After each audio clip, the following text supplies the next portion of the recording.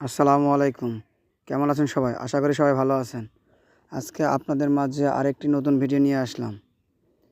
এই ফ্রিজের সমস্যাটি হলো ফ্রিজের নরমাল অতিরিক্ত বরফ জমে দরজা ঠিকমতো লাগতে চায় না, ঠান্ডা কম হয় এবং অতিরিক্ত কারেন্ট বিল আসে।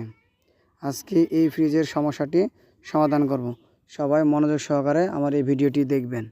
আমার এই ভিডিওটি যদি আপনাদের ভালো লাগে তাহলে একটি লাইক, একটি কমেন্ট এবং শেয়ার করবেন এবং আমার চ্যানেলটিকে সাবস্ক্রাইব করে পাশে থাকা বেল আইকনটি অন করে দিবেন, যাতে আমি নতুন নতুন ভিডিওগুলো আপলোড দিলে দ্রুতই যেন আপনাদের মাঝে পৌঁছে যায়। চলুন তাহলে শুরু করা যাক। এই যে আমি দেখুন দরজার যে রাবারটা ঠিকমতো লাগতেছে না, রাবারটি আংশিক কিছু পরিমাণ ফাঁকা আছে। ডিপের দরজা এবং নর্মালের দরজা দুটোই ফাঁকা আছে, যার ফলে আপনার ঠিকমতো ঠান্ডা হয় না এবং আপনার সবসময় ফ্রিজটি চলে এবং অতিরিক্ত কারেন্ট বিল আসে।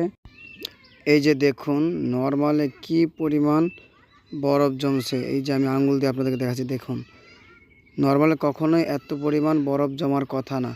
নর্মালে শুধুমাত্র হালকা পরিসরে আপনার বরফ জমবে, যা কিনা আপনার নর্মালকে ঠান্ডা রাখবে এবং যখনই আপনার দরজা ফাঁকা থাকবে অথবা থার্মোস্ট্যাট নষ্ট থাকবে, তখনই কিন্তু আপনার এই নর্মালে এই প্রচুর পরিমাণে বরফ জমবে। ভিডিওটি ছোট করার জন্য আমি ভিডিও ক্লিপটিকে একটু দ্রুত বাড়িয়ে দিয়েছি, যাতে ভিডিওটি শর্ট হয়। এই যে দেখুন আপনারা একটি হট গান নেবেন, হট গান নিয়ে রাবারটিকে ঠিকমতো হিট দিবেন। তবে লক্ষ্য রাখবেন যেন একই জায়গায় যেন অতিরিক্ত হিট না দেওয়া যায় বা গরম বাতাস প্রবেশ না করানো হয়। তাতে কি হবে, আপনার রাবারটি গলে যাবে। আপনাকে অবশ্যই এমনভাবে তাপ দিতে হবে যেন রাবারটি গলে না যায়। আমি এখন ডিপের দরজাতে হিট দিতেছি। দেখুন আমি কিভাবে হিট দেই। অবশ্যই কোনো তাড়াহুড়া করা যাবে না এবং খুব স্থিরভাবেও কাজ করা যাবে না। একদম যে পরিমাণ তাপের প্রয়োজন সেই পরিমাণ তাপ একদম পয়েন্টে পয়েন্টে দিতে হবে।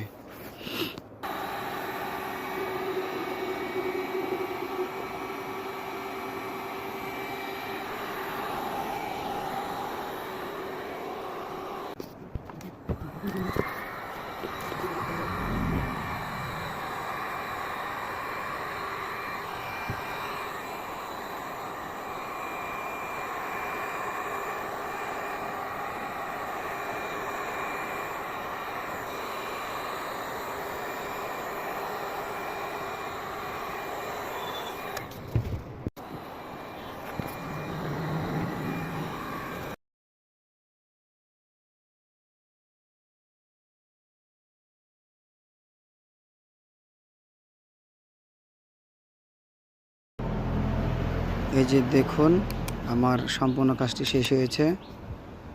নর্মালের দরজা এবং ডিপের দরজার মধ্যে কোনো পরিমাণ গ্যাপ নেই। এখন এই ফ্রিজটি আগের মতোই নর্মাল এবং ডিপে পরিমাণ মতো ঠান্ডা দিবে এবং ফ্রিজটি সবসময় চলবে না এবং ফ্রিজের কারেন্ট বিলও কম আসবে। পরিশেষে আরেকটা কথা হলো গিয়ে, আপনার নর্মালে যে প্রচুর পরিমাণে বরফ জমে সেটিও আর জমবে না। সবাইকে আমার ভিডিওটি দেখার জন্য অসংখ্য ধন্যবাদ। সবাই ভালো থাকবেন, সুস্থ থাকবেন, আমার জন্য দোয়া করবেন। আসসালামু আলাইকুম।